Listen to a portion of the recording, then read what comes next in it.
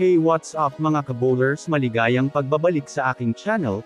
Halina't pag-usapan natin ang balita patungkol sa kailangan na nga daw i-trade na ng Sixer si Joel Embiid. At ang balita naman patungkol sa blockbuster trade na lumabas sa GSW. Tara na at pag-usapan natin yan dito sa Basketball Hotshots.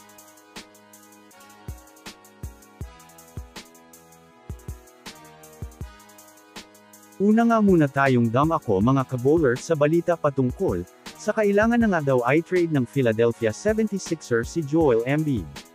Well, sa ngayon nga po mga kabowlers, mula sa pagiging number 1 ng Sixers sa pagsisimula ng NBA ngayong season ay kasalukuyang bumagsak na nga sila mga kabowlers ngayon sa ikapang-siyam na spot sa Eastern Conference na may dinadalang record na 11 wins, na may kasamang 9 losses, na kung susumadahin nga natin mga kabowlers hindi nga ito nakakabuti sa kanila, lalo pat malapit na naman nga silang bumagsak na naman sa ibaba ng East standings.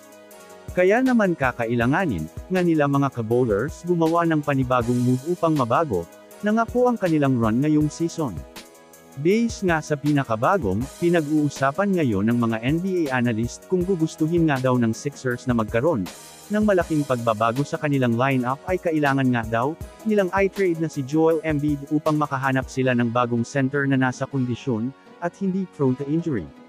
Kung susumadahin nga natin ngayon, sobrang nakakaabala lang si Embiid sa prangkisa ng Sixers dahil minsan ay nandyan siya at minsan naman ay nagagawa na naman mag-adjust ng Sixers dahil wala na naman siya dahil sa injury. Kaya naman isa ito sa mga dahilan kung bakit kailangan na nga daw ng Sixers na i-trade na si Joel Embiid. Samantala pumunta naman tayo mga kabowlers sa balita patungkol sa blockbuster trade na lumabas patungkol sa GSW. Well, sa kanilang 11-11 na standings ay talagang masasabi nga natin mga kabowlers na kailangan na nga talaga ng Warriors gumawa ng move para sa kanilang kupunan dahil kung titignan natin ng mabuti ay kulang nga talaga at mahina ang kanilang lineup ngayon. Since nakakuha na rin naman ng explosive shooting guard ang GSW na si Seth Curry, ay masasabi nga natin mga kabowlers na big man na talaga ang kanilang kailangan kunin.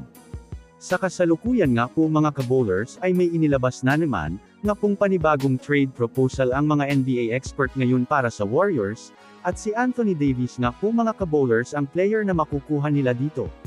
Since mainit nga ang trade kay Davis ngayon, kakailanganin nga daw ng Warriors i-trade sina Draymond Green, Jonathan Kuminga at Brandon Podziemski para kay Anthony Davis.